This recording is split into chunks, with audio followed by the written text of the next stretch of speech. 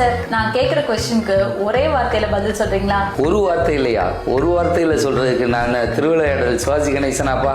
Sir, ஒரு வார்த்தை இல்லைனாலும் பரவாயில்ல, அட்லீஸ்ட் ஒரு லைன்லயாவது சொல்லிடுறீங்களா? ஏன்னா இப்ப அதான் ட்ரெண்ட். அப்படியா?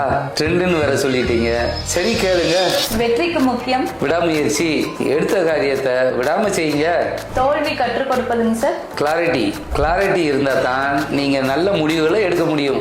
எத்தனை தோல்வி வந்தாலும் அடுத்தடுத்துன்னு போக முடியும். வளர்ச்சி வராததுக்கு காரணம் சார்? கம்ஃபர்ட் தான்.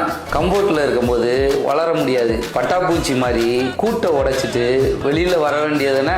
பிசினஸ் தடை இல்லாம போகணும்னா என்ன பண்ணணும் சார்? சிஸ்டம் தான்.